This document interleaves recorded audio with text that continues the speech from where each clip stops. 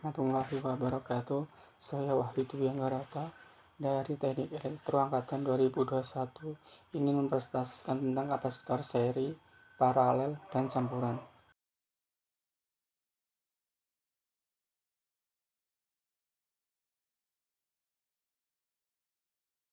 Yang pertama yaitu pengertian kapasitor.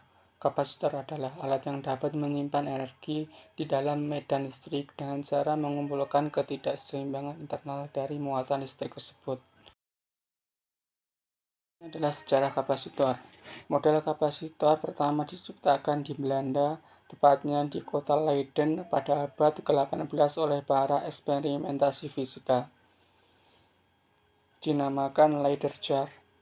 Leiden jar adalah wadah yang dibuat untuk menyimpan muatan listrik yang pada prinsipnya seperti wadah seperti botol, namun berlapis logam konduktor yang isinya bahan isolator dielektrik. Misalnya air.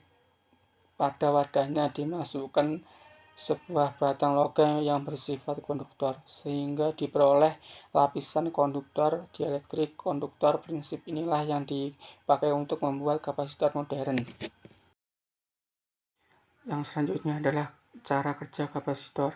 Struktur prinsip terdiri dari dua buah plat konduktor yang berlawanan muatan, masing-masing memiliki luas permukaan A dan mempunyai muatan persatuan luas. Yang kedua, konduktor yang dipisahkan oleh zat dielektrik yang bersifat isolator.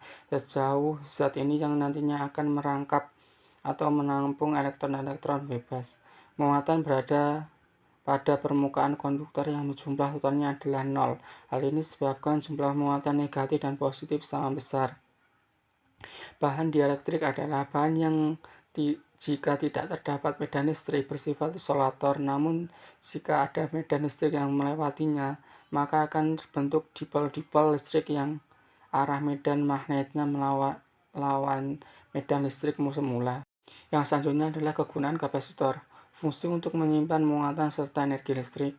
Berfungsi menentukan frekuensi pemancar pada pesawat radio.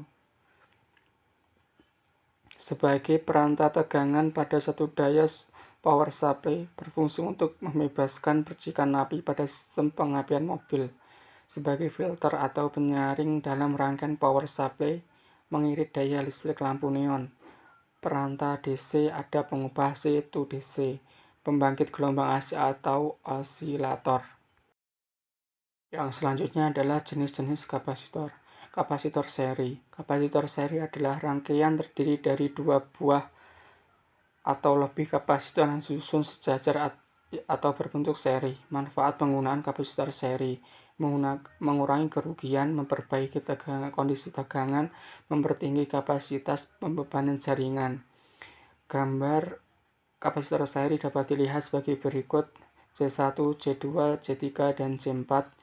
Itu ada bawahnya adalah lambang dari kapasitor tersebut. Selanjutnya adalah kapasitor paralel. Kapasitor paralel adalah rangkaian yang terdiri dari dua buah atau lebih kapasitor yang disusun secara berderet atau bentuk paralel. Gambar sebagai berikut. Yang selanjutnya adalah rangkaian kapasitor campuran. Rangkaian kapasitor kombinasi atau campuran adalah rangkaian kapasitor seri dengan rangkaian kapasitor paralel. Untuk dapat menghitung nilai kapasitansi total C total dari rangkaian kombinasi ini, maka diharuskan untuk melakukan perhitungan terlebih dahulu pada nilai kapasitas dari rangkaian seri atau paralel itu sendiri. C1 dan C2 adalah rangkaian seri dan C3 adalah rangkaian paralel.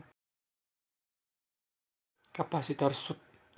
Pengaruh kapasitor sud pada jaringan listrik, yakni kapasitor ini terhubung paralel pada jaringan maupun langsung pada beban, dengan tujuan untuk memperbaiki faktor daya sebagai pengatur tegangan maupun untuk mengurangi kerugian daya dan tegangan pada jaringan.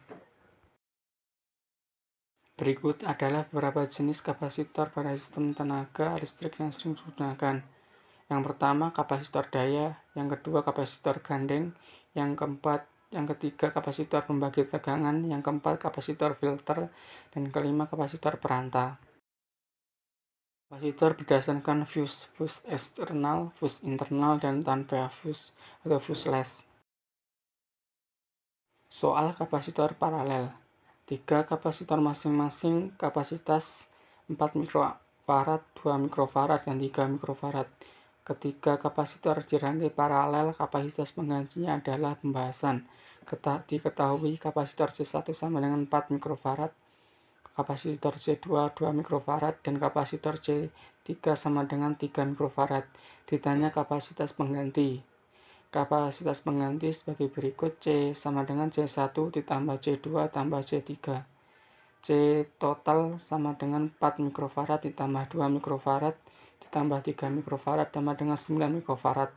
Kapasitas pengganti adalah 9 mikrofarad. Nah, selanjutnya adalah soal kapasitor campuran. Terdapat 3 buah kapasitor yang dirangkai secara seri paralel campuran dengan kapasitas seri masing-masing. C1 sama dengan 100 mikrofarad dan C2 50 mikrofarad.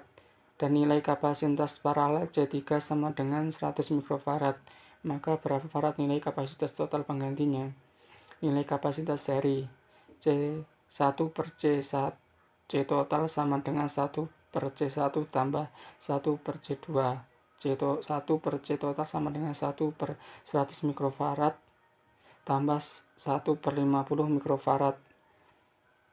C1 per C total sama dengan 1 tambah 2 per 100 mikrofarad. 3 kali CS sama dengan 100 mikrofarad. Kapasitor total sama dengan 100 mikrofarad dibagi 3 sama dengan 33,3 mikrofarad. Nilai kapasitas total C total sama dengan C seri ditambah C paralel. C total sama dengan 33,3 mikrofarad ditambah 100 mikrofarad. C total sama dengan 133,3 mikrofarad. Rumus rangkaian seri 1 per C total sama dengan 1 per C1 tambah 1 per C2 tambah 1 per C3 tambah 1 per C4 dan seterusnya, di mana C total nilai kapasitansi kapasitor, C1 kapasitor 1, C2 kapasitor 2, C3 kapasitor 3, C4 kapasitor 4, dan Cn ada kapasitor yang ke N atau ke selanjutnya. Yang selanjutnya adalah soal rangkaian seri. Diketahui 3 buah kapasitor bernilai 4 mikrofarad dirangkai secara seri, kemudian dialiri tegangan sebesar 12 volt. Berapakah kapasitas total? Nilai kapasitas total pengganti C total sama dengan diketahui C1 15 mikrofarad ditambah 1 tambah C2 sama dengan 15 mikrofarad dan C3 15 mikrofarad. Rangkaian secara seri, sehingga nilai C totalnya adalah 1 per C total sama dengan 1 per C1 ditambah 1 per C2 ditambah 1 per C3. 1 per C total sama dengan 1 per 15 tambah 1 per 15 tambah 1 per 15. C total sama dengan 1 per 15 tambah 1 per 15 ditambah 1 per 15. C1 per C total sama dengan 3 per 15. C total sama dengan 15 dibagi 3 sama dengan 15 mikrofarad. Analisis rangkaian ketiga soal tersebut.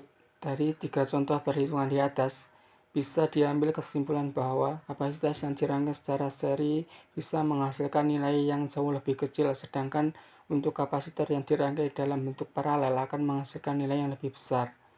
Rumus yang digunakan untuk menghitung nilai kapasitas seri paralel atau kebalikan dari perhitungan nilai resistor seri dan paralel. Cara menghitung nilai kapasitor ini seri umumnya menggunakan rumus yang hampir sama dengan perhitungan resistor paralel. Sementara itu, perhitungan nilai kapasitor seri sama dengan seperti resistor seri. Hal tersebut karena pada komponen kapasitor berlaku perhitungan muatan seri yang bisa memberi pengaruh terhadap besaran arus listrik yang mengalir. Arus listrik berbanding terbalik dengan resistansi, sehingga cara menghitung nilai kapasitor seri dan juga paralel akan